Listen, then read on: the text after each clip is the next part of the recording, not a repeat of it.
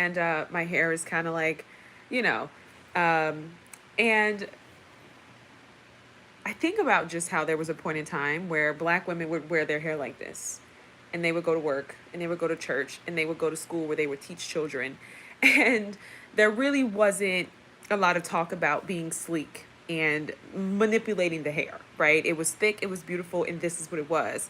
And when I think about the conversations that are emerging today from commentators on TikTok talking about black women, beauty, and access, I'm going to hit on quite a few things today. And I've got me some tea here. I'm feeling relaxed. It's been a while since I've been able to really make a video and take my time. I will say, um, I've been dealing with some personal life stuff, right? Because life is always going on. And not in a bad way, but I just think I've also been really delving into more self help books as well right now. So I am going to be honest with you, my reading has been lacking. That being said, I want to apologize in advance for any of my articulation or my poor articulation, but I'm going to do my best to really take my time to just kind of express some of the things that have been on my heart, some of the things that I think we need to kind of reckon with, because I do think that in listening to some of the similar sentiments that many of us African American people are starting to share today, I do think that we are going down the wrong path. And I think it's important to have a conversation and to say, hey, listen, I think we should stop here. We should pause and we should redirect and we should start to reflect, because I don't think that we're going down the right path. So that's what I wanted to do, especially when you start talking about black women, beauty, and access. So there was a video that a content creator had made, and it was really just like a contemplation of a bunch of little videos, mini videos from other, TikTok creators talking about black women, beauty, and how, it's becoming incredibly expensive. And first off, let me say this, right? Because we're doing this thing now where black women, I think and there's so much I want to talk about. Let me get my thoughts together, because I'm going to be honest with you. I am so very passionate, and I'm excited, right? But I'm really passionate to have this conversation with y'all. So let me get my thoughts together and figure out what angle I want to come from first, right? So first we'll start off by saying, I don't think that these conversations are rooted in revolution or consciousness, right? These conversations are not rooted in uplifting natural black hair women. They're not rooted in black women being encouraged to be natural, right? That's not what these conversations are about, right? We kind of seen this a little bit play out, right? Where there was conversations about plain Janes. Now there's conversations again, cutie patootie and a baddie, right? And really, when you start to kind of see this sort of like division, right? Who's sowing these seeds of discord amongst women? Because I think for the most part, every woman knows, right? If you have access to any type of beauty maintenance, right? Women are going to partake in that.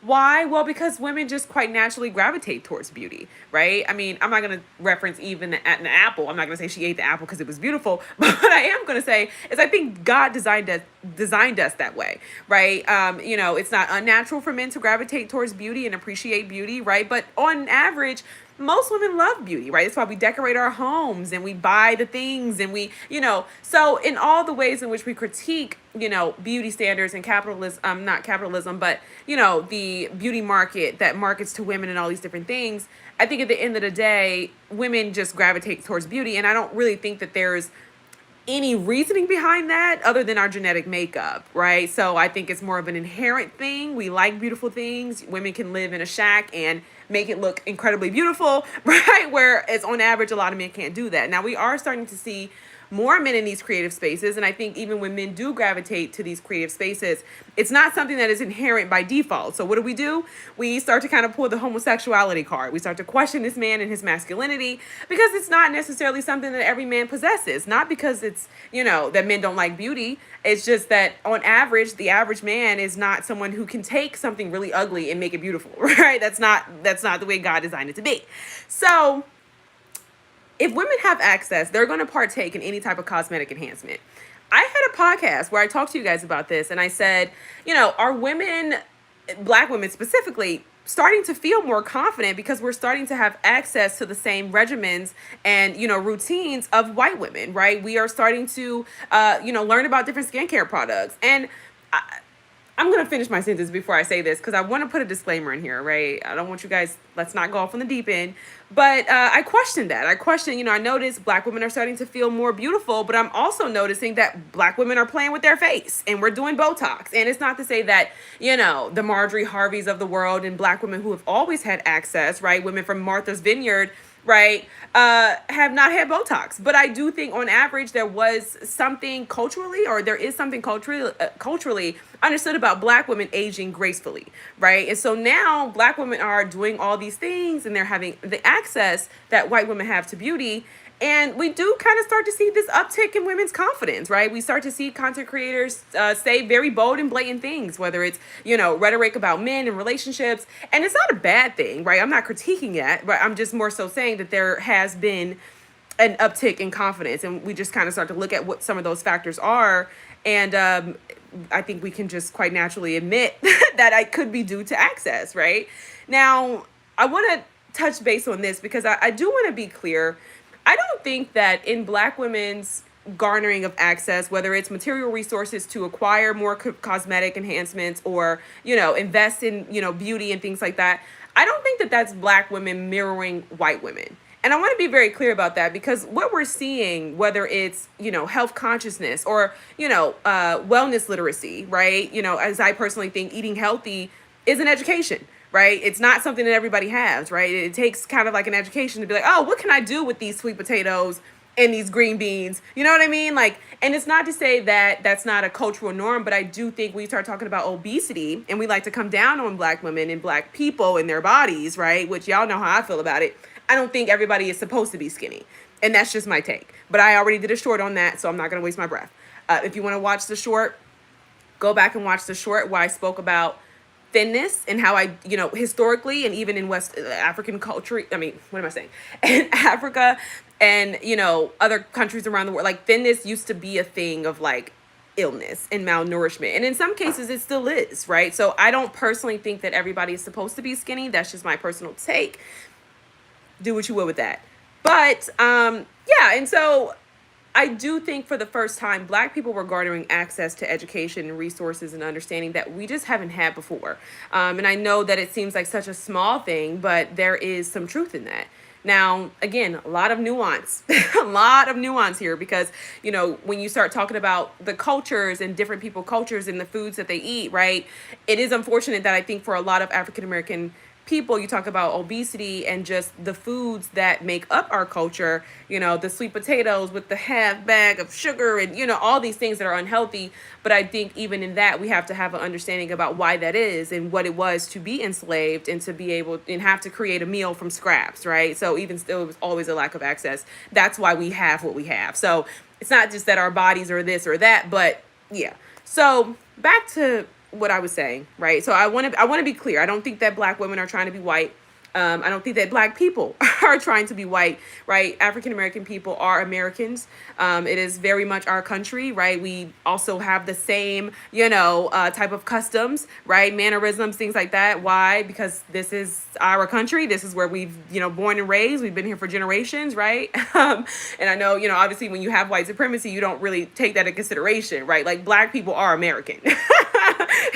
So it's not that we're mirroring after anybody. It's that we're too making up the customs that make for American society and the Western society. So there's that. But when I listened to the commentary that a lot of the women were having, and some of the girls who were talking about how they were more natural were saying that these cosmetic enhancements or the wigs and the weaves, right, these beauty enhancements were, breaking their bank, right? And I just think quite naturally, I think influencer culture breaks the bank because it's constantly pushing for consumerism. And I think any average hardworking person is not going to be able to keep up with that because it's just not realistic, right? It's just not realistic. But I do think at the same time, right? I do feel as though the critique that is starting to come from the girls who wear the wigs and quote unquote are considered the baddies, I don't think it's honest. I think it's about women being online and, really for the first time seeing so many different beautiful women. When I walk outside my house and I'm just in the city doing my thing, let me get some tea. I don't see that many drop dead beautiful, women, right? If they are maybe, by society's definition beautiful, they're like foreign, You know what I mean? Like, even the white women that I see are not like, these the blue hair blonde, like that's not what you're seeing on average. You're just seeing average looking people. And there was some commentary about that as well. And I do think that for the most part, yes, many people are average. I don't think that's a bad thing. I think that's just life. Like I don't even know why that's even up for debate. But so anyway, I do think that we're starting to draw a wedge, and I'm not here for it. Contrary to what you might think, I'm actually not here for it because, I think that for women in general, I think it's about expression. I think, like I said, women like beautiful things. I think, there are some women who like wearing wigs and weaves and nails or whatever, and it's part of their expression. And I think women who don't, then it's like, okay, just do you. But that's not what this is about. This is about women feeling overlooked. This is about Black women. And at the foundation, I'm going to bring it back every single time. Okay, Dr. Kunjufu's work on To Be Popular or To Be Smart. This is about dominant Black culture and the vast majority of African American people who can fit into a certain type of aesthetic, a certain type of stereotype, and the popularity that they receive. And those of us who don't fit that type of, stereotype and who do not fit the dominant society, African American culture, I'm sorry, and are not in that mode, but maybe are a little bit more alternative, right? Like I know, Megan Thee Stallion and like some other celebrities have recently made anime cool, but back in the day, like if you were a guy or a girl who liked anime, you were Black, but like you weren't in the popular crowd. And I think the reality is that there are so many of us who have not fit that, right? That people are starting to feel very, very grieved because the attention is it's still not gravitating to us, right? And so I was looking under the comment section. I don't know what video I was watching, but it was kind of talking about this as I was doing a very shallow, because I just don't have a lot of time to do YouTube as much as I would love to. And, but I was looking for a little bit of like context to kind of learn more about, what other people and Black people more specifically who may feel more alternative, right? What are they sensing? What are they experiencing? And are they feeling invisible, right? How are their dating experiences going, right? Is anyone else noticing how for the vast majority of African American people who do not fit a certain type of mode or a certain type of aesthetic, right? And let me give you an example if you're maybe lost on what I'm saying. It's like the example of the well-spoken guy, right? You see his videos, he's, and I'm giving an example of a celebrity, of course, because I think that this is going to resonate with the vast majority of us, right? And or at least, some type of, So it's just commonality, right? It's just commonality. I know, we're not really doing the celebrity thing. I get it, and I'm here for that. But so you see the guy, and honestly, we don't even have to talk celebrity because this is just in life, right? I've seen this even in my own life. And, he's soft-spoken. He's a good kid. He respects his mama. He respects his girlfriend. He's a good kid. He makes good grades. He's smart. And, he starts to garner a little bit of attention, whether that's fame, he makes it to the league. And now he starts to hang out with different type of people, right? Or now, I'm not really seeing a lot of women go down this path, to be honest. I think it's actually more men. But, they start to hang out with a different type of people. And you start to notice how, their vernacular changes, right? What they say is just, it's everything has changed, and it starts to resonate with the vast majority of people who feel as though Blackness is one way. Why do you think that there are white gay men who come online and do content and they express the most degenerate, type of, stereotypes of Black women? Why is it when white women start to sort of like, I don't want to say cosplay Blackness, but they, find themselves, I'm not going to say emulating. I don't really know what it is, to be honest, but they just get they try to be real Black. And, and it's sad that it's when we talk about Blackness, and I'm going to pause that because I'm going to come back to that. But these white women, they'll start wearing braids. And they'll start, talking a certain type of way and moving a certain type of way. And it's not that they grew up in these communities and so that's how they were socialized. And it's something that is aligned and authentic with them, right? Because that's very much true. There are some people who have grown up in African American communities. We know this. Elvis. But, right? There is this understanding that to be Black is to act a certain type of way, to conduct yourself a certain type of way, to show up, to talk, to walk, to look a certain type of way.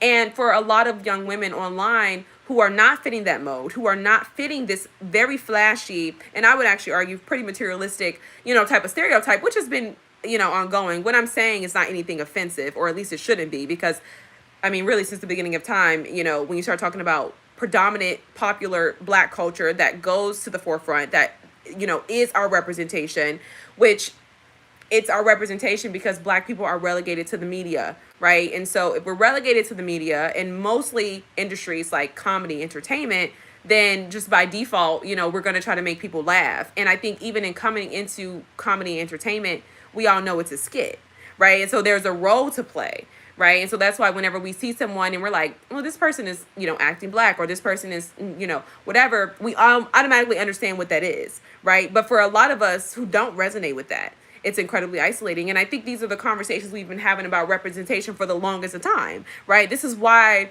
when people attack, those of us who may critique Summer Walker or critique whatever type of celebrity who's, doing this front, we get a lot of pushback. But the reality is that, we're coming against it because there's a lot of African American people who don't resonate with it. And when you don't resonate with it, you can't benefit from it. And what that looks like for a vast majority of us is isolation. And when you start talking about dating, right, these are young women who are not having, dating experiences, because back in the day, it was not hard to meet guys, right? Guys really weren't so picky. They weren't so picky. They weren't privy to the beauty room, right? They weren't privy to the beauty room. They weren't privy to what concealer and makeup and highlighter and, it was like, whatever, if I like it, I like it. Or no, I don't like that. That ain't my style, whatever. But it wasn't all of this like access, right? They didn't have so much access to the inner lives, right, of women and what women were feeling and what women are experiencing and so forth. And so, there's a lot of overexposure, right? And so I think just in that, there's a lot of black women who feel as though they're just not hitting the mark. And there's a lot of black women who have not had certain dating experiences, right? I'm noticing more people are having conversations about, being over a certain age in their 20s. I didn't even know this, but a lot of people are talking about never having had a boyfriend, never having had, and so when you look out into the world and you're like, okay, what is popular? What do men think? What do men like? Right. And then you have guys online, right? Content creators, podcasters who take advantage of that, right? Women are turning their wheels. And for women who are like, you know what, I'm at a point where I just want to be at peace. I just want to love myself. They start to realize that, guys maybe don't like this, or at least not on average, or at least these are not the representations that are on the forefront as depictions of what it is to be black, right? These are not the subsets for dominant popular black culture, right? And so it's like when you don't fit into that, you're like, oh, so indirectly you're going to start tearing down these women because it's like, this ain't real anyway. You know what I mean? Like, you want me to be this and this ain't real anyway. She don't even look like that, right? But this becomes a problem because there are some women who genuinely do have access to beauty enhancements and things like that. And it really shouldn't be, a bad thing. I think as women, I think we kind of have to just be honest about like having that safe spot for other women, because it really shouldn't be a bad thing. But I do think where we are in terms of the black community, I do think that we have bigger fish to fry. And I do think that, the economic inequalities are disparaging, right? It's getting bigger and bigger and bigger and wider and wider and wider. And the voices that are at the forefront, that are the most dominant, are those who resonate with popular black culture, right? Even if it's a guy on a podcast talking about revolution, he still resonates with predominantly black culture, right? A lot of times these communities of people, whether they're in entertainment, which I would say podcasting is entertainment, right? They push back on college graduates. They're still pushing the don't go to college, right? They're still critiquing African-American people who find themselves in white spaces, right? And who are maybe trying to survive, or alternative blacks, right? Who just genuinely have found community with other individuals who maybe have similar hobbies, maybe not similar politics, maybe not similar historical education, but at the end of the day, they found their people, because for a very long time they've been in black community and they've been isolated and ostracized and made to feel invisible and made to feel like they're not worthy and made to feel like they're not beautiful, right? So we got to have like the deeper conversations about what's really going on. Like, if you're an African American person and you don't resonate with popular dominant black culture, which again is depicted and created by the media, which is fabricated mostly, right? It's scripted. You know what I mean? If you don't follow that script, people ain't trying to hear what you got to say. People ain't trying to hear what you got to say. It's not, something that is pushed, especially in the lives of women, as desirable. But I think it goes for men and women, right? We're not necessarily the poster kids for desirability, right? And so these are just some really honest and very sensitive topics, you know what I mean? But I don't think it's something that we ever talk about because, one, well, within the black community, it's not just, I know we talk about, we used to, I ain't gonna say we, I'm gonna say American society, used to like to talk about gun violence. But what we really have is a lot of emotional violence. We are very emotional volatile with one another. We don't really have that level of sensitivity. And I think it's because we've had to be so strong and endure for generations, right? You ain't had time to be sitting here crying, holding your kids, all the things when, you talk about enslavement and you talk about, Jim Crow. You talk about getting over the state lines and getting over here, getting to the free states and then working industrial jobs, having dreams, having hopes, right? You think about this with, Lorraine Hansberry and the, what was the book? Raisin in the Sun, right? Think about that with, there's a play actually, The Piano, right? Like you think about all these things, all these constructs, all these really, really like scarce situations that we've had to navigate with very little resources. It's just no time for that. You know what I mean? And the thing is, we have these conversations and people think that we're talking about something in the, in 40s. Yeah. But like, no, this was like 50s, 60s, meaning these are our mothers, our fathers, our fathers. Hello, me, you know what I mean? Like very much relevant. You see what I'm saying? Now they don't talk about it. We're not really going to hear their voice about it, but yeah. So there you have it. But yes, I don't think we talk about it because I think that, we can be very emotionally volatile and I think we can be very emotionally violent. And I think that we can be spiritually violent sometimes or spiritually insensitive, and, it just doesn't really get processed. But that's what you have here. And I think my message for a lot of African American people today is please don't get so caught up in pointing the finger at one another. What comes to my mind is that Spider-Man meme where it's like all these different Spider-Mans pointing at each other. And it's like, let's not do that, right? Because there's a lot that is really going on. And if we lose sight of the grand mission, right? We lose sight of like the bigger picture. We're just going to have a bunch of people hating one another, tearing down one another. And that's incredibly dangerous, right? Because, yes, certain systems and things have changed, but what remains a constant is African American people are always going to be in community with African American people, right? You might hit 2 or 3 that'll be plucked up and are able to succeed in certain spaces and like, I think much of what we kind of idolize today is really like Nepo babies, right? Like Jordan Wood, she's an influencer. You may not know her. I don't know. She came up with the Jenners, right? And like we idolize these people, but it's like these people have had access in a completely different life for a very long time, right? And even still, the influencers that I think we idolize, I think it's really more of an image versus a reality. To this day, I still can't really wrap my head around how this is wealth building or generative or aspirational for the average African American person. But because I still think that it's predicated on some level of exploitation, right? Of your personal life, of your, and I don't know. I don't know. I don't know. I don't want to go too far deep on that end. But I think if we lose sight of like what is this really about, then I think we're gonna be in for a lot of, just not a good place. Right? Not a good place. Because, right now, I mean, obviously ongoing, but just right now, like we've got some serious stuff that's going on, right? You talk about like environmental racism. What is that going to do for the next however many generations of people? You know what I mean? You talk about a lot of us who are not rich, who are not wealthy, who are not going to make it as like these influencers. And what does the quality of life look like when prices are continuously rising, right? And you are being picked over and AI is not reading your name. Like, what are we going to do? So I just think at the end of the day, there's a lot that we have to really talk about and really unpack. And I just don't think that beating up on each other is the answer. You know what I mean? We can't fight people and argue with one another who or people who just have different access. You know what I mean? And that's just what it is. And I think people who do have different access, right, they're able to use social media as a tool and as a means to build upon wealth, right? I mean, you see influencer cultures more specifically, as I was talking about women in beauty.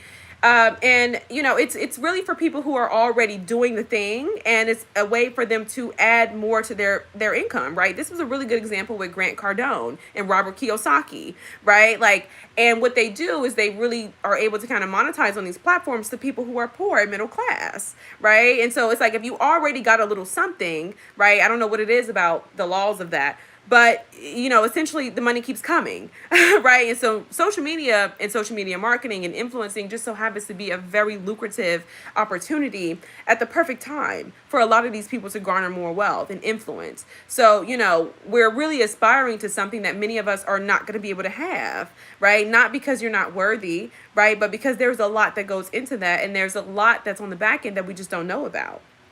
you know Yes, and this is another thing. You're right. Absolutely. Black people got access to wealth and networks while most black people don't have it. And I think this is why it's so, so important, y'all, for us to talk about this, because it's like, I don't think people realize being an African American, depending on where you are, most of us are in small, rural, urban areas, even if the city is not too far away from us, like radius wise, you talk about working a job, stabilizing for your family, men or women. This is the thing too. Like when I talk, I'm not talking about women, men. No, I'm talking about all of us, because we're all impacted. I say that because, one, maybe I should give a little context, right? For me personally, I didn't grow up this way. I think I was very blessed to have male friends. I was very blessed to have, male relatives that I was able to get along with. So I don't really have this like internal fury for men, right? And I think it's important for me to say that. And I think it's also important for other men who maybe have platforms that are conscious to say that as well, who are not necessarily dating interracially. Because I think that sometimes, or at least on the dominant forefront, right, predominantly, there's this thing that we're doing now where it's like, I think a lot of people think that there's this seeming like onus that black men and black women have against one another. And it's just not true. Not all of us feel that way about one another, right? Have I had disappointing experiences? Yes. But I'm also very much aware of a lot of the things that have taken place, you know what I mean, that have made people not feel worthy enough to partake in traditionalism, and made people feel, or I'm sorry, made many of us feel as though most of us don't have the resources, right, to partake in a traditional, you know what I mean, type of structure or relational type of dynamic where everybody feels whole and happy, right? And we're seeing this in real time. Let me give you an example. The women who are complaining about beauty and access, these are women who don't feel worthy, right? These are women who cannot play into the soft wife, stay-at-home mom dynamic, right? These are women who have to pay bills, all right, and take care of business, and don't have time or money or resources to be spending it, partaking in traditionalism, which is, hey, women shop, women do this, women do that, right?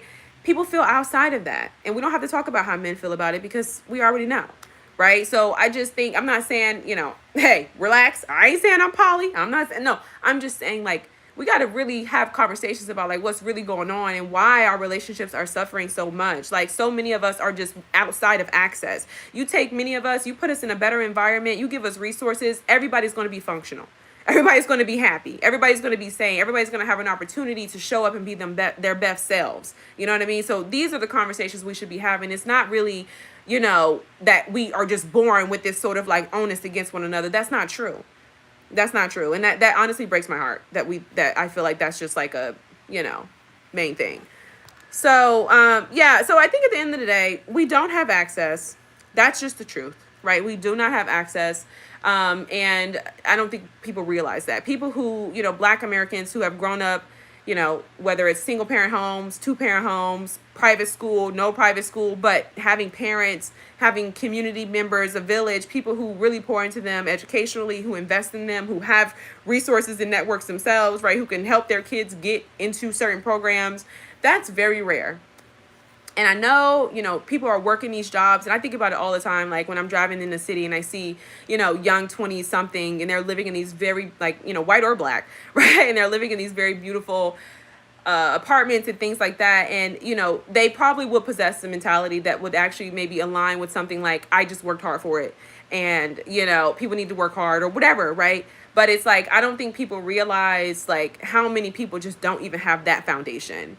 Right? Like people always talk about how expensive college is, and it's not even true, right? There are so many ways you can go to college and it's affordable, and there's grants for low income and all these different things. And so it's like, there's just a lot of miseducation, and it's hard when you're poor, right? Because everybody around you is not necessarily encouraging you to figure it out. Not everybody is telling you to do something. I mean, they may be telling you to try, take a chance on fame, take a chance on influence, right? But they're not actually telling you how to really build a life that's sustainable. And those who have built a life that's sustainable What are we doing today? What do we do? What is the vast majority of African American people who represent that populace, right? Who are popular, who fit some certain type of stereotypes. What do they say? What is the narrative, right? They look at those of us who are working hard, who are honest.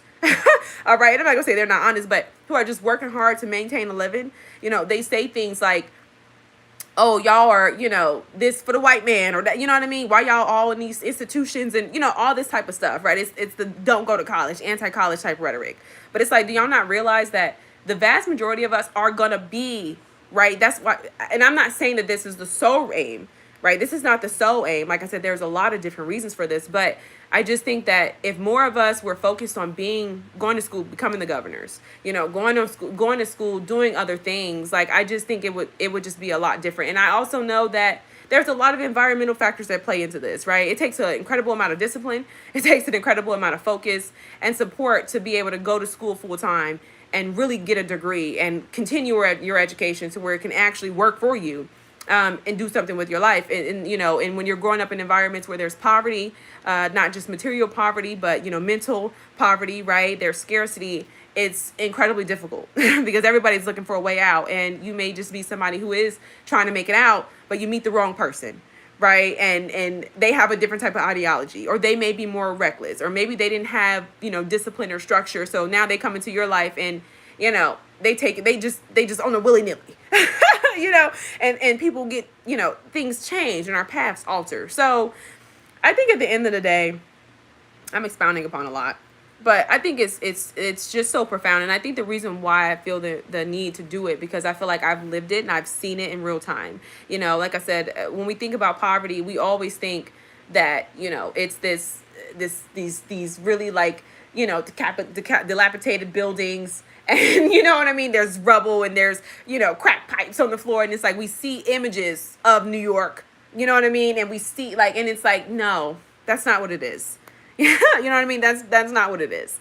You know what I mean? Like, when you're living and existing within these communities, it's really hard to find people who will invest in you and who will encourage you and who will support you and, who really have a clue and understanding, right? So it's deep. It gets deep. It gets deep. But I don't want to go off on the deep end. Another question that is kind of something I've been contemplating about is whether or not we should gatekeep our culture. I think it's hard at this point because I feel like the cat has pretty much been out of the bag, and I think as much as we may feel like we're not gatekeeping our culture, I think Black people are online, doing what we've always done, giving a voice to the voiceless, right? Talking about what's really going on in our communities, talking about what's really going on in our lives. You know what I mean? And I think, like I said, I always say this all the time, but I just think even though we may be within urban communities, right, a lot of times there's not ways for us to connect with other like-minded people. So I think social media has kind of become an outlet for us to do that. And I do think, unfortunately, that comes with the expense of, maybe some unwanted or untargeted onlookers, right? And that's unfortunate. That's unfortunate. But I don't think that, we are online just, trying to, just give away all of our sauce. Yes, we should gatekeep. I mean, I don't know. Like I said, I think you start talking about, like, well, I don't know, because I think, was it the New York Times? It was one of these publications that just actually came out and said how Gen Z, it was, I think it might have been PBS or MSNBC, I'm not sure, but they were just talking about how African American people are making up Gen Z's, new slang, so to speak. And what do we do with that? I don't know. I don't know, because I think on one end, the people who do use our slang and the other cultures who are using our slang, I actually think that they're being compensated for it. And not only are they being compensated for it and it's being rewarded and it's being pushed and promoted, there are also a lot of Black people that push this, right? When I look at certain content creators, maybe it's white girls with box braids, Black husbands, and all the other things, and they're doing the dances or they're doing whatever, there are Black girls, Black women, Black men in the comments supporting this type of stuff. So it's not to say that we're not all on the same beat of the drum, but I also just think it's like, what are we really gatekeeping? Like what? I don't know. And I think at this point, I don't really know, because let me just get my thoughts together. I think at this point we have integrated in such a real way, like not just social media wise, but I think we've integrated in such a way like in real life, like white black men and black women are really in white spaces, right? Like, and I don't know. I don't know. I just think that that's just one of the things. I do think there's a lot of emulation going on. I think that, I don't know. That's a heavy one. I don't think there's any solutions I can offer to that because I just don't think it. I just think it just I think at the end of the day, one thing I will say, even if there is emulation, I think we'll always know the original, right? I think we'll always know where it's coming from, and for the people who don't know, which is a little scary because you have a lot of these young kids who really don't know, and they come online and there's these young white kids or whatever, and they're just acting and talking and being, and they really don't know where it's coming from. They just think that this is just it is interesting. But I also think what's interesting about it too is why is it such an easy culture to imitate. Why is when I see like white men cosplaying black women, like why, what is it about us and maybe our representation in the media that is so easy to imitate? Is it really just repetition? You know what I mean? Is it repetition? Is it white Americans actually having some type of historical knowledge about African American people, given the private schools and all the educational access that they have? And maybe it's just not like a toxic relationship. There's no acknowledgement. I don't really know what that is, right? Why are they so privy to our mannerisms and our customs and our cultural traditions? And how are they able to emulate that? Are we talking hours of study? Yeah, propaganda, absolutely. And I think until we kind of, I don't know, y'all. I'm not going to say I think until because I'm not trying to organize. I'm not, I'm just more so here to bring the awareness.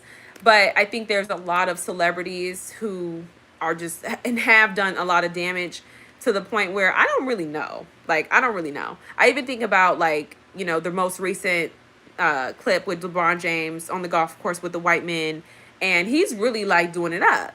And I would have never thought, because it's like, here it is, this black man, you've made it. Why are you feeling the need to be a part, And so I don't really know what that is with, black men who want to,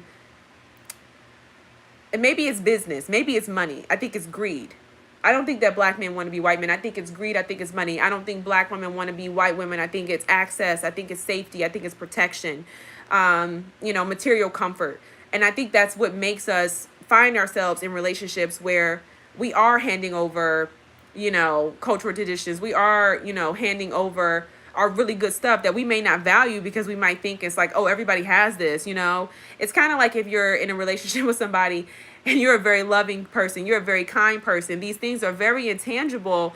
But if you're giving to someone who, is not necessarily, I don't really think there's a way that, white Americans can reciprocate, to be honest. But, I don't know. I'm kind of going off on the deep end.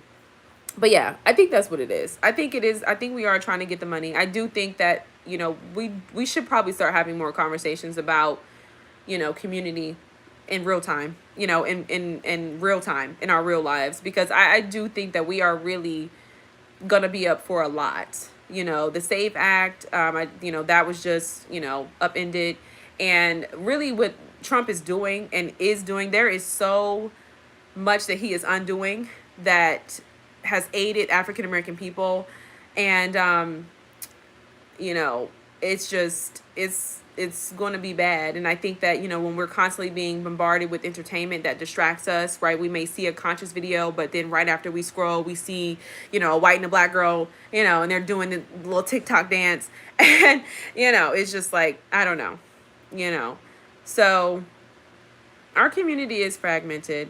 Is this Van Gogh? I do have some pieces from Van Gogh. And this is really just some store-bought art. It's not anything, And what's interesting, I will say, about Van Gogh is, he was put in a mental asylum. And I think about all the artists who were, put in asylums. And I just think about the historical context and more so the pattern within American society. Actually, I don't think Van Gogh was in America. Was he in Western? I think he was in like France or something. But, I just think there is a pattern that we do when there's creativity, right? I was thinking about all the, diagnosis, which are becoming very, very common in regard Dutch. Okay, thank you. That are very, very common in regards to autism, right? And did you know that they will classify somebody who is highly creative, right, or energetic or positive as potentially being on the spectrum for autism?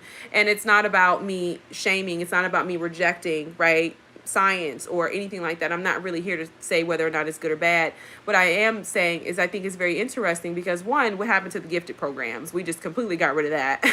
And then two, I think it's really, really interesting about mental health diagnoses is I think when you start to put that stigma on people, it's no longer something in them that I think feels cognitively competent and capable. And I just think it really has a way of stifling gifts and purpose. And I just, it's really sad. I think, people need the help that they need, right? Like we know, I'm not going to talk about what happened with asylums, right? 1978, how all people were like freed and just left on the streets, and they never built other asylums within our, America, New York, and all these other cities and stuff.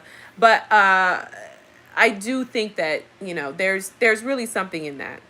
There's really something in that. So I don't know. You can be very creative and gifted. And I think, if you come online or if you just go to, a Western, I wouldn't say Western, if you go, and maybe, if you go within Western psychology, right, there's very limited understanding, right? Because it's all predicated on white Americans, their understanding, their culture, right? And so you have to be very careful when you start talking about psychology and, all those things. That's what I was saying about in regards to Van Gogh. And wasn't really considered popular, of course, until he died. And then it was a thing, right? So, are we socialized to be white? I don't know, y'all. I've been thinking about that too. Like, what is it to be black? What is it to be black? You know what I mean? What is to be black? When our representations, by and large, are of very degenerate behavior. And it's just what it is, right? This stuff is popular, not solely because a white man is behind Atlantic Records, right? But it's popular because it resonates. And there's women down the street that's living like Cardi B.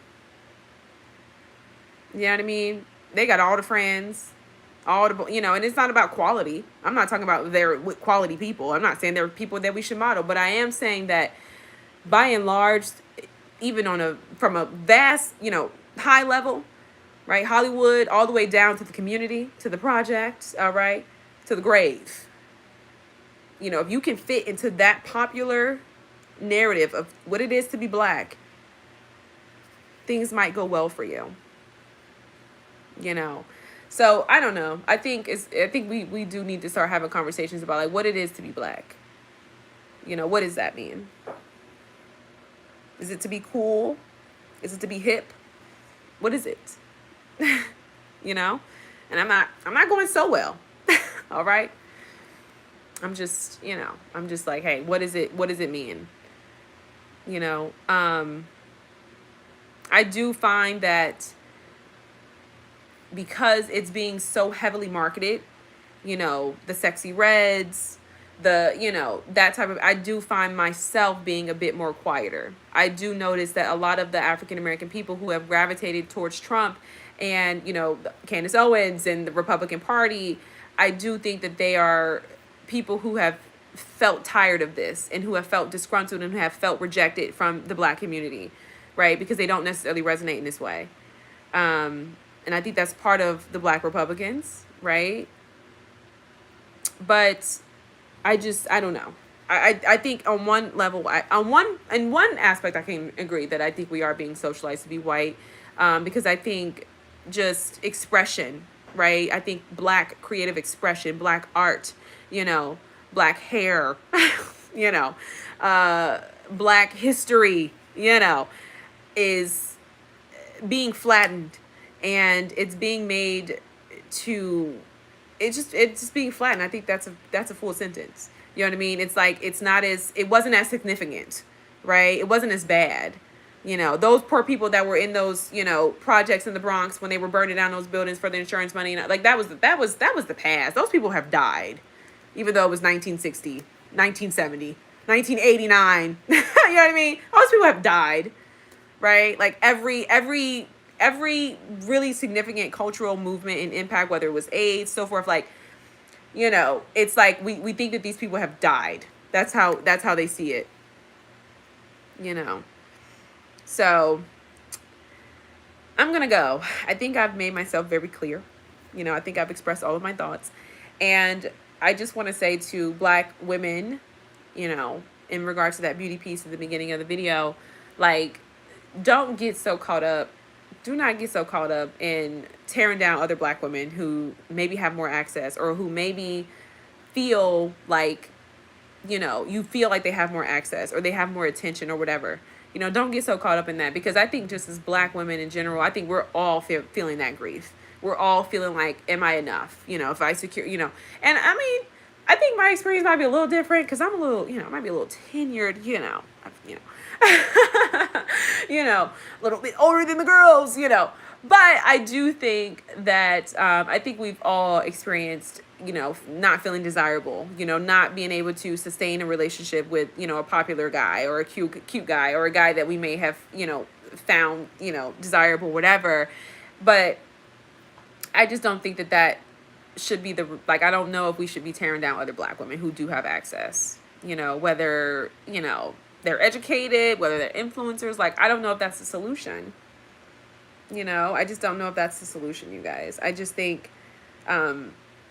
you know, do I feel like we're being socialized? No. I think we could maybe be more positive, and I think our own personal representation, but I think Black women have always been that. There's always been Black women who have wore their natural hair and who have shown up naturally and beautifully. Like, you know what I mean? Like, I don't think we need any more of that. I think at this point it's just a state of being.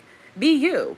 If you don't want to wear wigs, weave, lashes, be you. But I don't think that the solution needs to be tearing down other girls. And I think we, as women, we need to be mindful of, you know, it's ongoing patterns of men dividing women, right? It's always been this, you know, fat, skinny, you know what I mean? Baddie, cutie, patootie, right? And it's like, what is that? You know what I mean? Women are women, you know, you do what you like. You know, you find what you like. You partner with somebody who likes you for you, whether it's a wig, the weave, the makeup. No, if someone doesn't like that type of expression, then I think that's more so what it's about. And I think when we're online, you know, you have people in your comment sections who don't like the natural, how you look. You know what I mean? Your hair mask. And you know, and you have people online who, you know, if you're a Black woman and you do like wearing, you know, weaves and you can afford it and you can get your hair done, you know, and you have men who don't like that. And it's like they're in your comment. So it's like we're just more so visible in spaces where we're not necessarily, you know, celebrated, you know, because in real life, you know, you're going to have people approach you who like the way you look, you know, but online it's like you're being put in front of people who maybe don't like that. You know, and I think women are seeing who's getting attention, who's not. And it's really just a matter of like influence. It's a matter of aesthetics. It's a matter of trend and what's popular today. Right. And I don't think that's, you know, hey, I just did a whole live. I did a whole live on that. But I do think it's important that, you know, we don't shift gears as Black women and start tearing down other Black women. You know, there are women who do like wigs, weaves, and lashes. They are just as conscious, you know what I mean? Just as conscious, just as aware, also having similar experiences with, you know, other women who maybe don't like that type of aesthetic. And, you know, right now it's a trend, it's popular, things, you know, that's just what it is. That's trends, you know, but the pendulum will swing back, right? It'll swing back and there'll be, you know, Black women who are natural hair, and that movement will come back and resurface. Who knows? You know, but I do think that I just think overall as Black people, we have to be very careful as we're engaging online, not to start hating one another and feeling like this person is the problem, right? Like, obviously when the context is appropriate. I'm not talking about, you know, degenerate behavior, celebrities, things like that, you know? So yeah, I think at the end of the day, you know, I think it's something really beautiful, you know, just being able to just be as women. I think it's really hard today because I think that as much as, you know, we're not dating as much and things like that, people don't really know that, like, this is what women look like on a Saturday night, you know, just sitting at home, you know, and it's like, you're not done up all the time, you know? So I think that's just in part what happens when people fall in love with fantasy and they fall in love with, you know, certain cosmetics and things like that, and it's just not natural. But I don't think that it discourages you from love. I think a lot of women today, and black women today, are just trying to figure out how to be loved, right? How to be loved in this type of dating market. How to be loved in this type of creator economy, where it is about aesthetics. It is about the girls who are getting the attention and who are meeting, or rather having access, right, to maybe better partners, right? And how they look, right? And feeling as though you don't have the resources or the access, right, to kind of partake in that. I think that's a grievance in and of itself. I agree, and I've talked about it on this channel, right? I think I've always said this, but I do believe that we have to hold space for grief for Black women, who don't have certain opportunities to partner, right? Because of maybe where they are geographically, or because of the access or lack of access that they have, and we don't talk enough about it. I think certain marriages and relationships work, yes, because people have had access, right? Access, resources, education, intellectual, investment to be able to navigate and solve complex problems. You know what I mean? So I just think I want you guys to take away from this live in this video is that, Black people are not inherently or fundamentally flawed, right? And I think that this is a message for the times, a message for the culture, and I just think that we need to realize that we are not fundamentally flawed. There's not anything inherently wrong with any of us. It really just boils down to access. And I know, that's what's pushing people to go and get the money. But be very careful with that, because when you go out into, our society, and this is why the work is never ending, okay? There still isn't equality, right? You're not just going to go out into the world and say, hey, I'm going to make money, I'm going to do these things. No, it's like, okay, if you're going to do this the honest way, meaning you don't want to go into the realm of entertainment, you don't want to be a comedian, you don't want to make us laugh, you don't want to make us dance, you don't want to entertain us, you don't want to partake in what it is to be Black, to the American understanding, which is degenerate, which is all the, like, if you don't want to partake in that, then here's your job, here's your ladder. It's a very high ladder, a very long ladder, all right? And here's your salary capped, and, good luck, figure it out, right? And this is where you have to network, and, and it takes a very long time to really build anything stable. That's why I said I think for a lot of people who are in corporate, who've had that investment, right, who've had those educational investments as young persons, right, high schoolers, things like that, I don't think they realize the privilege in that and the blessing in that, because it's not something that everybody has. And if you haven't had that, and most African American people have not, you're starting from like -50, working to build this life for yourself, right? And so this is why I think, we have conversations about older people, men and women, not being married over the age of 40. And again, the shaming of the homosexuality, right? I just think we have to just realize that not everybody has been privileged to have that kind of like leg up, right? And like I said, when you're building something honest, when you're doing something honest, it takes a very, very long time. It takes a very long time to make money in this country with Black people. Like, it takes a very long time, not because of the color of our skin, but because there's a lot that goes into it, right? You don't just get a job because you want a job. You don't just walk in corporate. It's about who you know. And then the sad thing is, right, if we want to have these conversations, a lot of times the Black people who are in those roles, which I don't shame them, but they're not looking to pull anybody else in, right? And the reason why I don't shame them is because when you're talking about coming from nothing, you're talking about survival, right? And you are finally given an opportunity at 40, whatever, and, you're able to make money for your family and live comfortably. Maybe you don't want to take a chance on your little cousin. Maybe you don't want to take a chance on her. You know what I mean? Because if she gets good, coming in here showing up late, maybe she got the understanding that, okay, we are for the people, you know what I mean? But she want to come in here and be Sister Soldier today. Maybe you don't want to, maybe you don't, because she doesn't understand corporate lingo. She doesn't understand what it is to be professional, because she's caught up in this generation of a lot of young people today, which I think it's really common as Black young persons, right, to kind of find themselves in this space as you're growing and maturing, to where, you feel like if you get a corporate job, you got to show up and be you. I've seen these conversations a lot. Young people don't even know it, blessed, working their corporate jobs, talking about some, I'm going to show up and be my full self. Well, I advise you not do that. Time and a place. And those are debates for a lot of people. A lot of people want to debate that. But I think the people who want to debate that are the people who are able to resonate with the vast majority, the popular, Black dominant culture. All right. So they already got community. They already got backing. They already got some type of economic support. All right. And or either there are people who already got a platform. When you're already an entrepreneur, it's easy for you to talk down on people who are trying to make it happen, who are already working hard, right? And I think that those are the conversations that we should really be having. And I don't think it's to tear them down. I think it's to bring awareness into them. Because guess what? Because they fit certain stereotypes, they not welcome into corporate environments. They're not able to show up to the interview and be them and be, so they had to make another way, right? And in them making another way, they're casting aside all of us who, whether phenotypic, whether our phenotypes, whether, our educational background, whether our love for reading, all right? We were able to get into corporate, right? But at the same time, it's still an expense, right? Because it's like, at the end of the day, y'all know, we're still Black at the end of the day.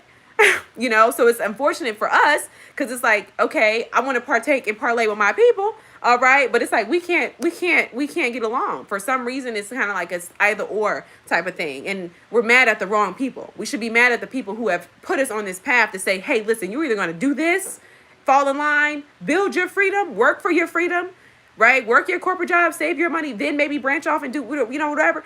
Or you're going to go into entertainment, whether it's podcasting or whatever. And I don't think we talk about that enough. We need to have more conversations like that. I notice it all the time. All the time. So, yeah, I think owning our business, the business piece, I was talking to somebody about this recently because there was a Black-owned grocery store that opened. And I actually interviewed the owners when I was working for the Cities Magazine as an intern. And, they got like a $2 million grant. And I guess when you think about it, right, someone helped me put this in perspective, right? Someone put this in perspective for me. They were like, $2 million is really not a lot of money to open up a grocery store. And I said, you're right. Because when I see that they're building a new Kroger's, I'm seeing 30 million. 30, right? And so, with this Black-owned grocery store, it's a double-edged sword, right? Because on one end, they don't ever have anything in there. On the other end, it's like, Black people aren't shopping there. So I think that that's the thing. I think, unfortunately, we have gotten so comfortable with the convenience. And I think just, if I'm being honest, and maybe it's not fair, but this is just what it is. Larger corporations have bought us out in such a way that we can't compete. We can't provide that level of customer service. We can't provide that level of comfort. Right? We can't even provide the same operational hours because many of us as entrepreneurs are still working full time. We still working full time. You'd be surprised. Such and such over here owning a grocery store is still punching the clock. You know what I mean? So it's really unfortunate because I think, again, back down to the basics. Like, it's as good as it looks, as good as it sounds. When we get up in the room, we get into the door, there's always going to be economic inequality. And I think even if every Black person is like, hey, I'm going to shop here, that would overwhelm them, right? Because they don't have the money to generate the surplus. They don't have the money to, stock the store and buy the products, and they have people they got to pay. Like, it just gets a lot more complicated when you're doing it with less. And like I said, I think, for all of us, the reality is that, okay, even if, you were to go in there and be like, okay, I'm going to get a bag of beans, I'll buy this piece of chicken, but now I got to go to Kroger's to get this, or I got to go to Kroger's to get that, or Publix or wherever you guys are, So it's just like, it's a double-edged sword. It's a double-edged sword. And it's like, even, the Black-owned coffee shops, it's like, okay, you want to go, but it's like, okay, the hours of operations are sometimes different, and then it's like the coffee is a little bit higher because it's like, so it's just unfortunate that, we're not able to provide that level of comfort and convenience or customer service. And it's really because we're under supported. And what's unfortunate is I just think we have obviously, desegregated, but it's such a way to where, we're no longer feeling so uneasy in white spaces. Can we talk about it? Right? Like, not blaming Black people, right? But I do think that, white Americans have grown to, how can I say this? Appropriate the culture in such a way that it feels like love, maybe. Maybe that's the best way to say that, right? Because I'm not going to say they've grown to love us. I'm not going to say that. But I think, they start to see there's some benefit here. And not only is there some benefit in terms of, Black people being funny and fashionable or pleasant to look at, right? Nice aesthetics, right? But there's also some economic gain. So what are they doing now? They're no longer saying, oh, no, y'all can't come up in here, right? They're no longer following you around the store. sometimes, right? They're no longer, treating you badly when you go to try to order. And they're not, they're no longer going to the back when you walk up to the register, right? Now they're getting you with a smile.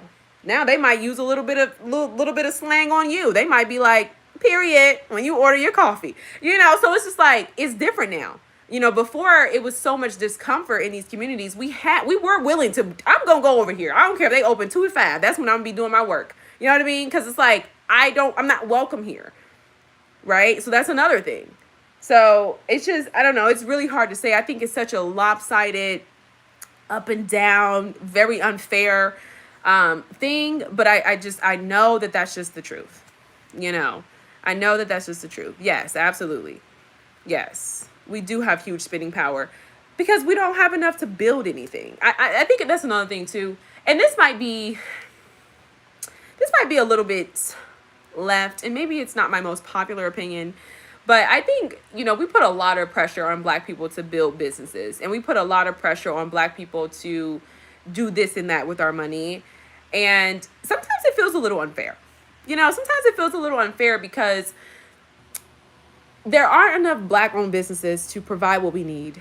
And like I said, the ones that do, the ones that can, I think that we do support them, right? And obviously, I'm seeing this with a vast majority of Black influencers. I don't care what anybody says. Like, the popular girls are making money, cashing out, and it's working for them. But, like, I don't know, y'all. I just think, like, the middle class, there's always a burden. I'm sorry. I don't want to say the middle class. I don't even think we got a middle class in America no more, y'all. I think it's given top and bottom. I don't even think we got a middle no more. But I think, we're just at a point now where I feel like there's always really been a lot of pressure on, I don't want to say the poor, because, poor has, it's like a lot of different meanings. I think at this point we do need to kind of define what is poor, because, but because I don't think we have a middle class, I'm going to use poor for the sake of this video. Poor and the rich, right?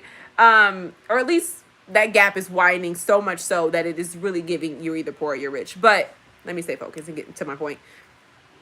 I just think that there's way too much burden placed on the hardworking class people. You know what I mean? We are the ones who are burdened with our spending power, but our celebrities and the Black people who are genuinely making exorbitant amount of money, right? Exorbitant amounts of money are the individuals who can buy the Porsche, post the bag, post the Chanel, and everybody's in the comments eating it up.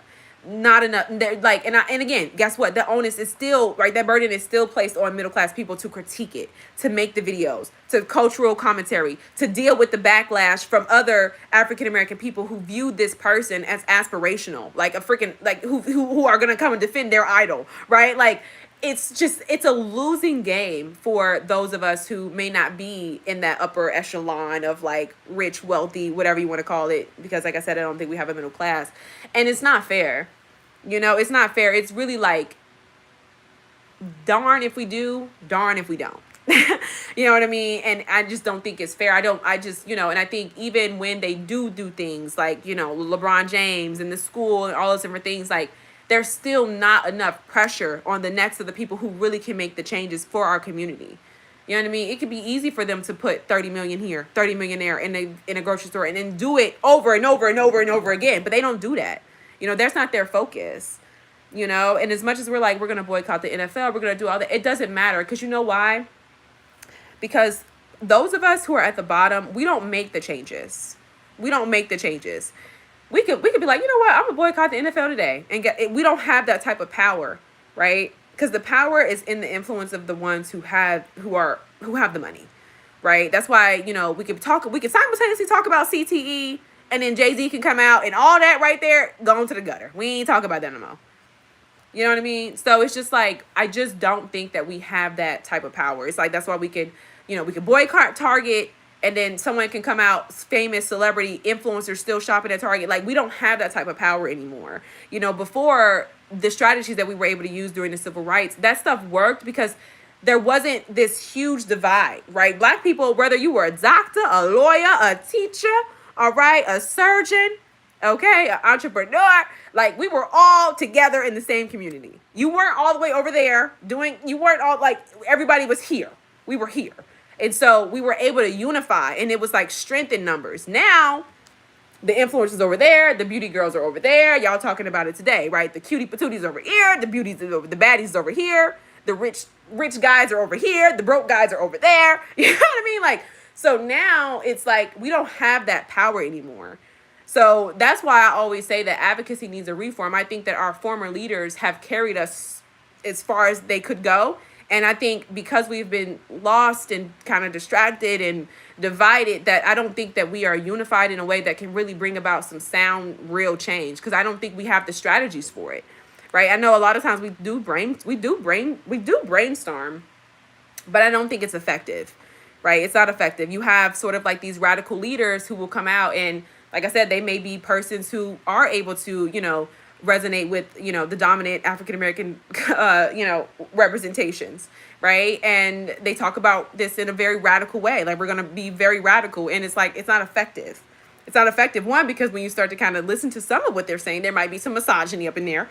All right. You just got to say that, and then two, you just kind of start to realize that, we've progressed. There has been some progression, right? To where, we don't really have that same level of hatred for, I don't think we ever had hatred for white people. I think we had hatred for the injustice. Let me be clear on that, right? We don't really have that same level of hatred for injustice, because the injustice is still happening, but it's not in front of our eyes, right? I think for every video we see of an African American person losing their life due to police brutality, there's a lot we don't see.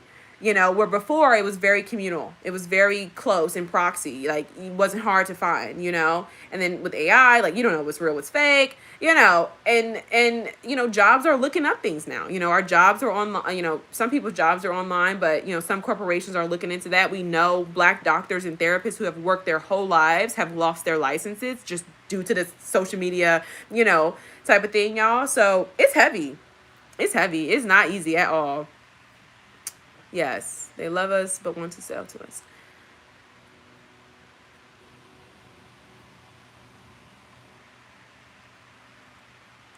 I think Target has been trying, but I also know, guess what? When we were boycotting Target and Tabitha Brown used her platform with her millions of followers, honey, there you go. So that's my thing. Like, it's an unfair burden placed on the working class. That's all I'm saying.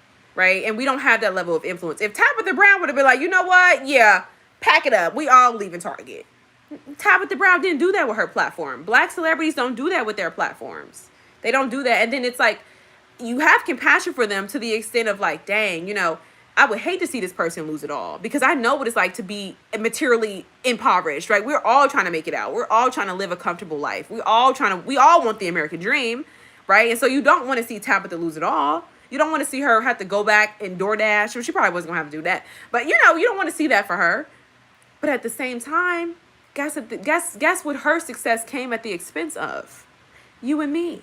All of us. So it's like, it's hard. It's a really, really hard thing. And honestly, if you ask me personally, sometimes I feel like this is why we should not strive to be famous, because we lose control of our influence. We lose control of our narratives. We lose control of the truth. We lose control of our ability to love one another, of our ability to stand beside one another, of our ability to really unify and build community and solidarity, right? We lose all of that when we start to branch out and we go, it's not upward mobility. When we branch out and we start to go to dominant culture, seeking fame and popularity, we get exploited every single time. And your wealth as a celebrity, as an influencer, right? It's always going to come at the expense of your community. It's always. I even think about, there are some life coaches, Black men life coaches who have amassed millions of followers, coaching women and dating and relationships. And I'm not talking about, the guys that have kind of fell off and found that they were cheating on their wives, right? I'm talking about ones that are very successful. And as much as it's like, wow, this Black man loves his wife, he's encouraging Black women, he seems to be upstanding. You still have to look at how his wealth is predicated on all these Black women supporting him, pouring it, you know what I mean? And so I don't know. I just think when you go into, and I know that was kind of fully loaded, but because I don't list names, and because I feel like it was fully loaded, I might give a little bit more context, because I feel like that was kind of brief, but I wanted to be mindful with my words. I was a little nervous saying that, if you couldn't tell. And the reason why I say he's not exploiting Black women, but his wealth being built on the backs of Black women, is because it's always another service. it's always another coaching video or whatever, not really getting to the root of why black women are having the issues that they're having, right? It's always a thing of like, well, black women need to do this. Well, black women need to do that. Well, here's what you don't want to do. Here are the things that you need to do. Here are the 5 things. And that's exploitation, because black women and their dating experiences is way more complex than any 1-step, 2-step solution, right? And it's exploitation because here you are, you're really able to market off kind of being like this, safe black guy, right? And that's very dishonest, because there are a lot of safe black guys, right? And I don't want to say a lot, like, but I'm saying like there are good men out here, and it becomes a problem when you market yourself as the only one, right? And you're doing that to garner an audience, to sustain an audience, and to keep black women coming back to you. But that's a problem. You have a problem with that, right? Because why is the conversation, or why is the marketing like I'm the only one, when it should be something that's maybe more community oriented? Hey, there are a lot of great guys out there, and it's not. So it's like you keep black women in a state of fear, and you offer very simple solutions to incredibly complex problems, and it never stops. and guess what? While this person is, him and his wife are enjoying trips and vacations and luxury stays, and his wife is getting facials and all these things, it's coming at the expense of black women who are showing up to his conferences, who are watching every video, right? Trying to obtain this good black man, right? When that's so even if our intentions are not to harm one another, even if our intentions are not to exploit one another, that's sometimes what it be. And we can justify it as much as we want, but that's sometimes what it be, y'all. That's sometimes what it be.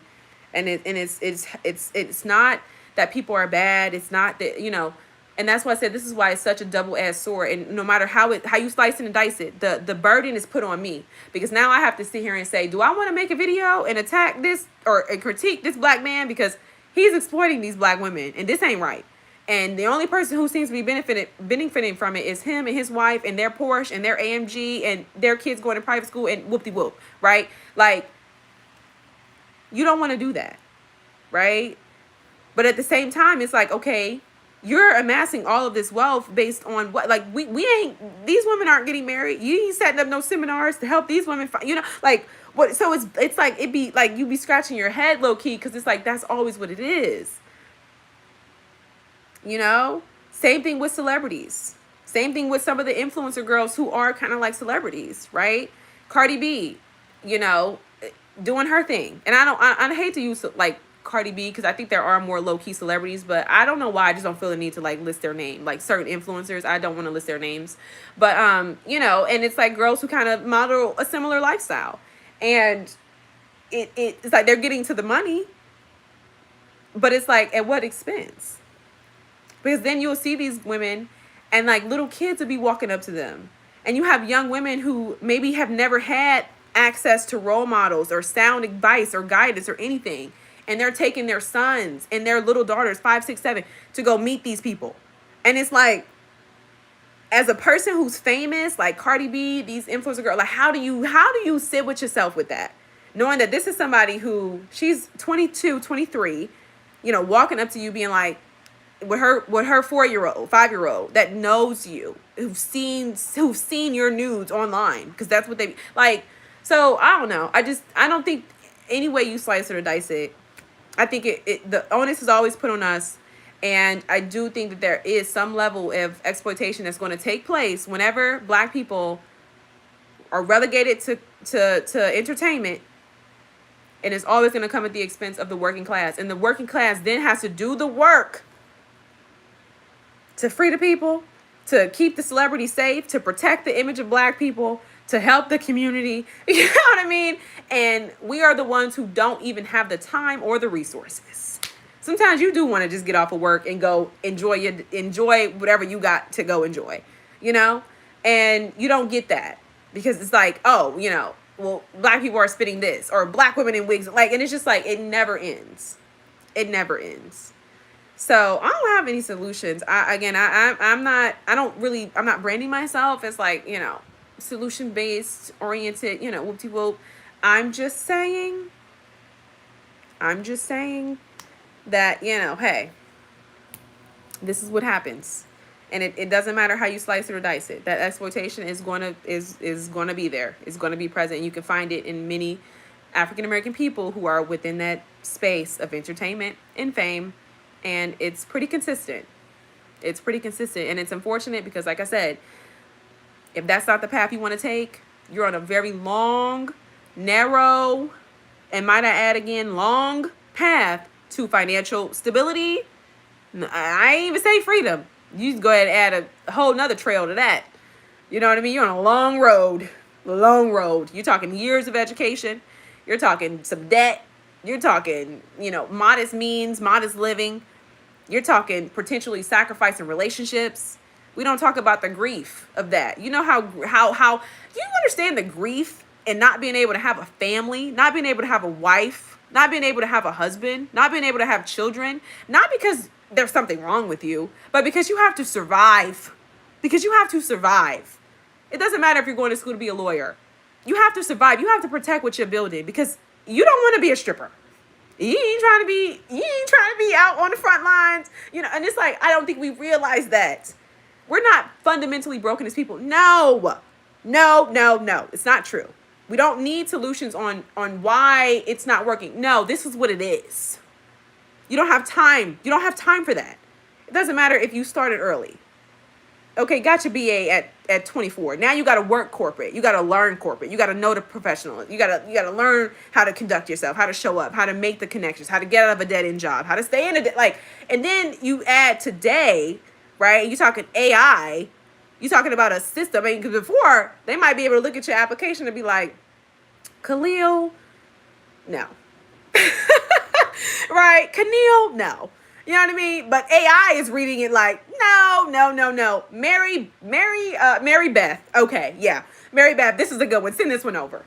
Right? Like, before you might show up to the interview, you gonna get the interview. But they might be like, okay, depending on how you look. And that was another conversation, right? I know y'all may not remember this, but like, if you had tattoos back in the day, you were not getting a job. You were not getting a job. It was not happening. You were relegated to Wendy's. Immediately go to Wendy's. Like, you know what I mean? Go to McDonald's. Like, crazy. Long nails, not happening. Not happening. You can't.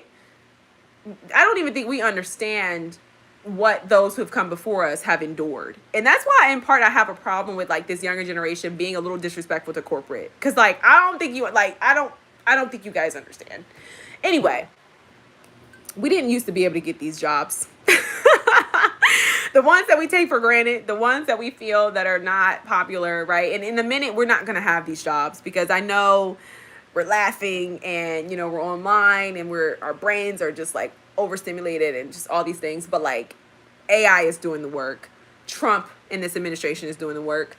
And, it's getting pretty bad. It's getting pretty bad. And so at the very least, and I think I'm going to finish, right? I'm just kind of on live. I'm kind of vibing.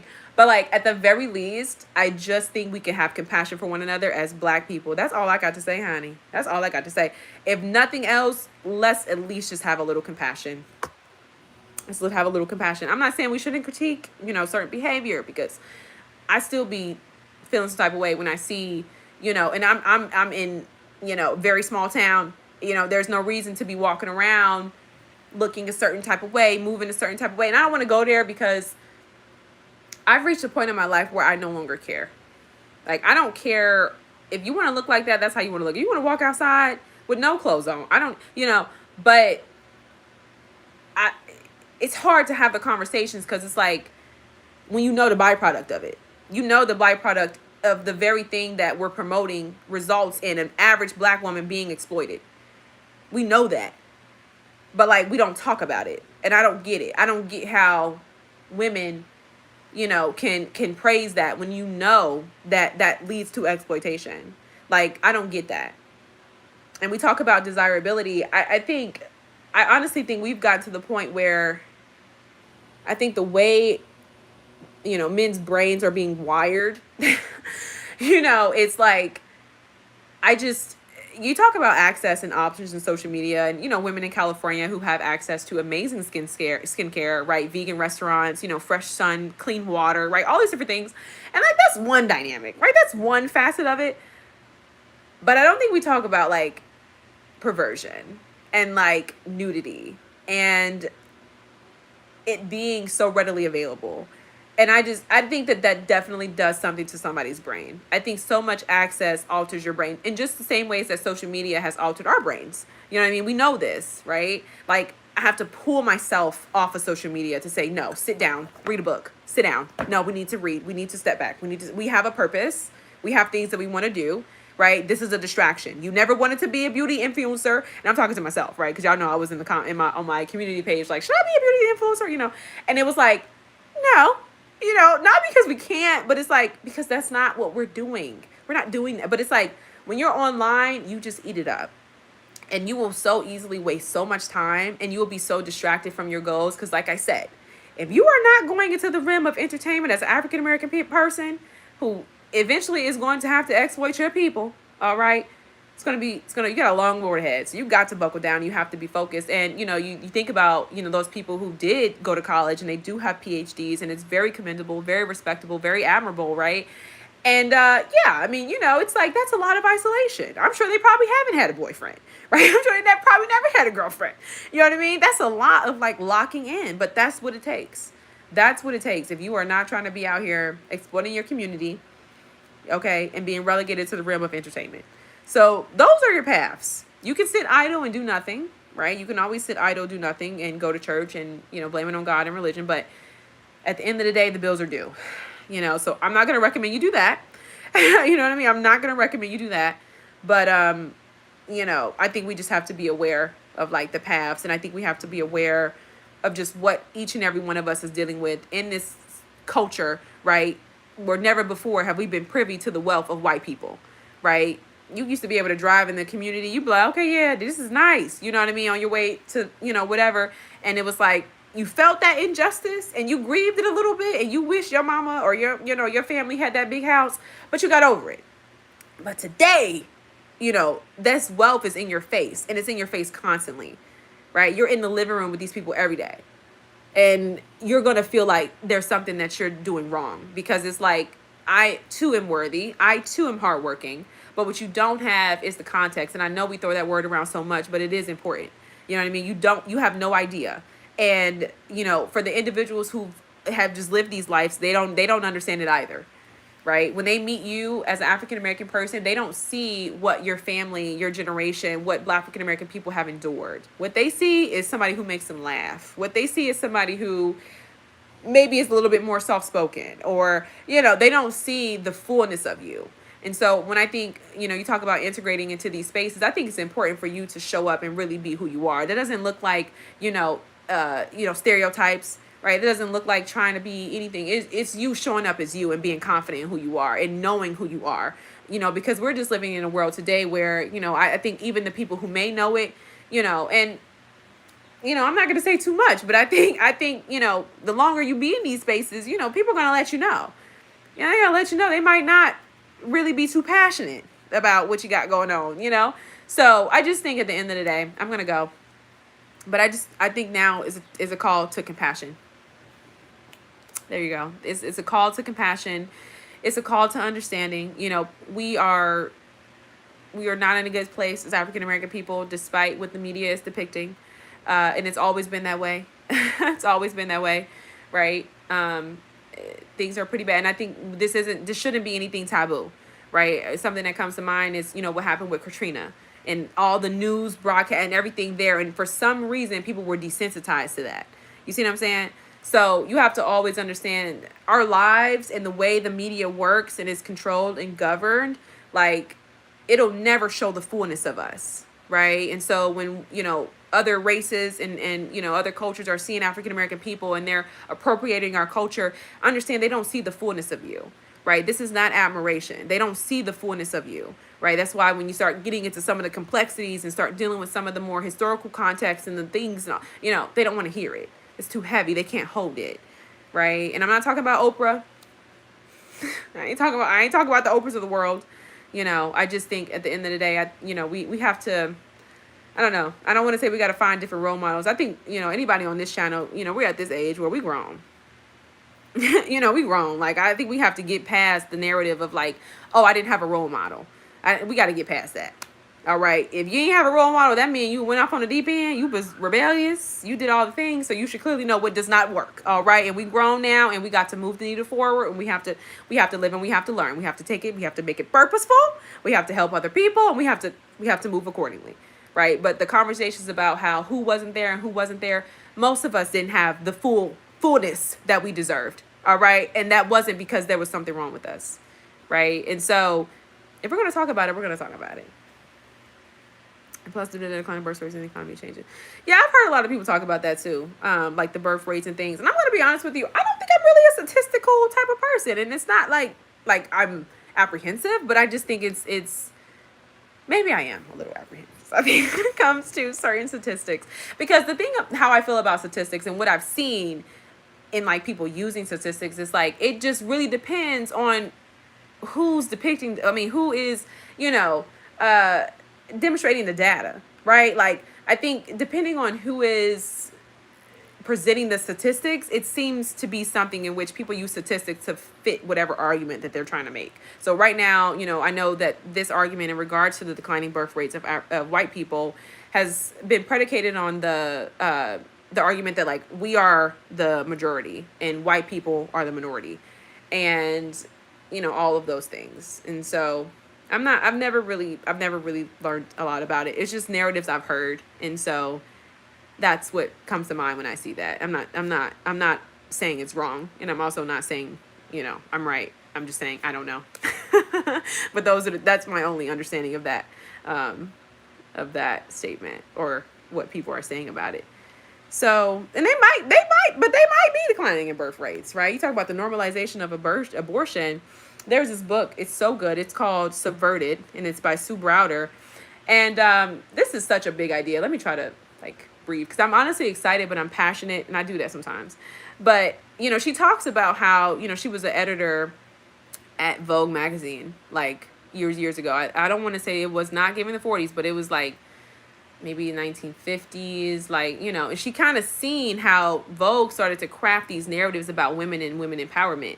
And I always think that white feminism is so interesting to me. And I always think it's very interesting when I see black women lean into this same kind of feminism. And though there is some relatability, right, and there are some shared struggles that women have just in general in their relationships and their dynamics with men, white women have always had a very peculiar movement in feminism. And so she explains that in the book, and she starts talking about abortion and how it was something that was just normalized, and it was something that a lot of white women were doing, even if they were married and so forth.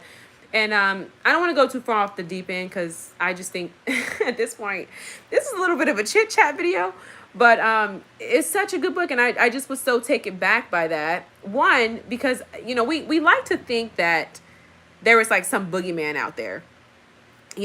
When really the people who enact certain policies, who enact certain change, who bring about certain influence, right, on our culture, on our communities, are just people. And it actually starts with very few people, very few ideas, and clearly bad ideas, right, that ultimately end up being the thing that creates so much harm, right? And so, I don't know, y'all. I guess I would just, I know it's a touchy subject, so I try to be mindful with these type of conversations, but I do just want, women to know that, yeah, that was a white woman's thing. That was not a black woman. Well, obviously, it was a white woman's thing. It's because black women didn't have access. We didn't have access to that. Why do you think why do you think our ancestors were having 5, 6, 7, 8 babies? You know what I mean? White families had 2 kids. It was 2 kids per household, right? They've always had access to, medicine and medicinal practices and things like that black women didn't have. So we did eventually build a sense of community. And I know right now, I think our culture and our history is being warped, because you have some people who maybe have been hurt, and then you also have some people who are maybe ignorant, who have heard certain things or read certain books, fictional stories written by some of the more prolific African-American writers and authors, which I push back on sometimes, because I'm gonna be honest with you, I'm not gonna give any names because I don't want to get beat up. kiddingly. I'm joking. But jokingly. But I do think that there are a lot of African American writers that we praise, and I think they're only praised not because their work is good. I'm going to be honest with you. I think much of what they did and how they lived their lives was contradictory. And I think the ways in which they too entered into the mainstream media, there was exploitation. All right. But when I think about some of the authors that we just absolutely adore and fawn over on average as African American people, again, I'm not going to say any names. I just think that they were considered great because they were the first, right? And when I say first, I mean first to be discovered, right? I don't think that their work is so profound and it's just all these great things. Like maybe in that time, yes, because trying to be a writer as an African American person, coming from Jim Crow, enslavement, migration, all these different things that were taking place. I think that was a very hard thing to do. We couldn't even go to school. We were still trying to fight to get into college, right? And so it was definitely a matter of access. And I think even then, right, some of those writers and scholars, I just don't think, I look at their work and I'm not trying to be like it wasn't impactful. That's why I'm not saying any names. I just think there's another side to it and another layer to it. And I think there are other African American writers who did not get that fame in their lifetime, and who do not, who was not plastered, I'm not going to say that because that's going to make you guys think who I'm talking about, but, whose work is not plastered everywhere and in every coffee shop and in every, white person's personal library, right? But it's like, no, there are a lot of African American writers who were very consistent in their lives and what they did. They didn't have their lives were not contradictory to the things that they were arguing against and the things that they were depicting. And if I'm being honest, some of the work that I think people are very fond of, it's almost like stereotyping Black culture, but doing it in a very literary and classy way, right? Because a lot of this work was, very sexually explicit, you know what I mean? Very inappropriate, very vulgar, and so it's just like, I don't know. That's just how I feel about it. But, yeah.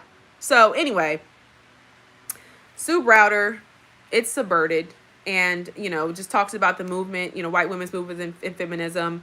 I know we don't like to talk about it, but while white women were doing that, Black women and Black people were fighting for our civil rights, honey. We were trying to get the jobs. We were trying to get out of these nanny positions, making 81 cents an hour, trying to get our men out of these coal mines, all right, because they out here catching lung cancer and prostate cancer, and down at the plant, and this industrialization, they're getting rid of industrialization. Like, we had our own problems.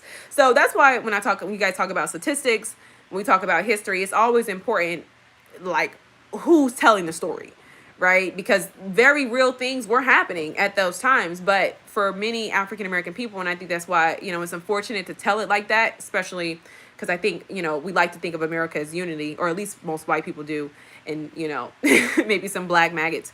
But there wasn't any unity. And when you talk about history, you do have to peer into what was going on into the lives of Black people. Because for every, great thing that we seem like we were, every white man that was making progress in this nation, there was Black communities that were dealing with their own struggles. And, I don't have to be a radical to say that, that doesn't make me like, I don't have to be pro-Black. And so, I don't really think I don't need to say I'm pro-Black. I think everybody is pretty clear on where I stand. I know who I am, right? Like, we doing this thing now too, where it's like, everyone's like, let me try to politically identify. No, let me just be me. Thank you. I'm good. I know who I am. All right. You know what I mean? It's like everybody's kind of seeking identity now, and it's like, oh, you're pro-Black or you're woke, or, it's like, no, I'm me. Thank you. I'm consistent. That's what I am. Thank you. All right. So anyway, this was great. Read Sue Browder's Subverted, y'all. That book it's such a good book. It is like, I feel like she's like a writer. You know what I mean? Like, she's a writer. I think the way she kind of put, like, you need a lot of foreshadowing, it's not a harder read, but I do think she's on like level 8, you could tell she's like writer, like went to school back in the day when it was like, you really had to know your stuff. You had to have a big old 700 pages books and you had to read all of it. You know what I mean? By the next time you come to class, she gives me that, like, she's very, very much got that good education,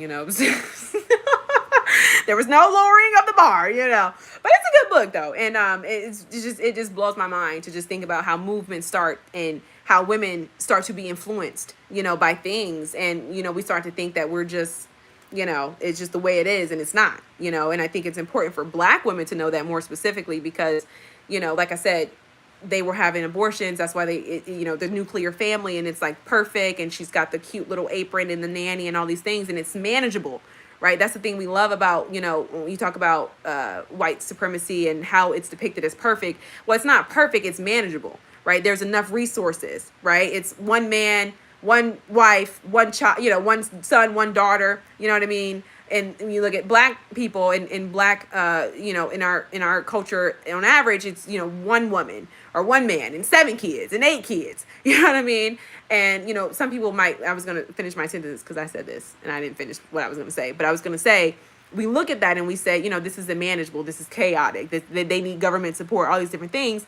Well, we weren't aborting our babies. We weren't reading Vogue magazine, and, we weren't shopping in the catalog, and we just weren't doing those things. And whether or not you want to say, well, maybe they should have been because they were having a lot of kids, right? It's valid. I think we can acknowledge that, Black healthcare, I don't want to say Black healthcare, but healthcare within American society has not always been accessible to us. And so there's that. But also, in all the ways in which Western psychology and Western psychologists and all of their terminology, right, has been projected onto us, it's really started to fragment our communities, as you guys were saying earlier. Yeah, because, maybe we didn't have all the resources, but it wasn't chaotic. We were outside playing hopscotch. We were in the community double dutch. Like, I was that kid, you know what I mean? So it's like, it's crazy to be here I am in 2026, and you have Gen Z and young people who don't really know their culture, don't know the history, and who didn't grow up with that context, hating themselves. And then you have white people saying, well, this is what it was when they would come to the clinic and apply for welfare. And it's like, well, no, not really, right? They got rid of all of the jobs, and then they started putting liquor stores on every corner. You know what I mean? Like, let's have the conversations. COVID, let's have the conversations. So my phone's about to die. I do want this live to actually get uploaded, so I'm going to go. This was great. I didn't think I was going to be on here long, but I'm so happy I was able to make a video. Y'all know how I feel. I'd be like, I want to be able to be that editor. I was planning to pull out my laptop and think I was going to go on iMovie, and do all the things. You said COVID is what happened to Gen Z. Yeah, I do think they I don't know, y'all. I don't know. Maybe it was the isolation. Maybe it was the isolation, y'all. I don't know what it is that happened with this young generation. I don't know. I do not know. I don't know. It could be social media. I don't know. I feel like if I was to try to say something, I think I might be going off on a conspiracy. Because, honey, I have no idea what took place with I don't know. This generation is very different, But I just think it's important for us to know, our history and to know context, right? Because you can have a very beautiful picture of a Black family, and if you look at it through the eyes of, white psychology, Western psychology, right, the practices that have always discriminated against us, you're going to have a very different depiction, right? Versus if you look at that through, love, peace, unity, all the things that we were able to do and what it really represents, you're going to see unity. You're going to see strength. You're going to see beauty. You're going to see, and so it's important. And I think what's happening today is that you have these kids who are looking at it through a very different lens. And what they're seeing is toxicity, dysfunction, drama, all these different things. Right. And it's important to have the context, because it wasn't that, and I'm not excusing abuse. Right. I'm not excusing some of the very real things that have taken place in our homes. Right. But I think at the end of the day, we have to be honest. Right. Not all of us were abused, but to white people and to white culture, that is considered abuse. Right. But so is not, caring for their kids. Right. Giving their kids to their nanny, paying for the sports, but not showing up to the games. You know what I mean? That's abusive as well. Right. Being an alcoholic, incest, all these, you know what I mean? So it's just unfortunate what has taken place with African-American people and African-American communities and how we tell our history. And now that history is not necessarily gatekept, but it is in the hands of the wrong people and the wrong storytellers. So it's important that we know the truth. Peace.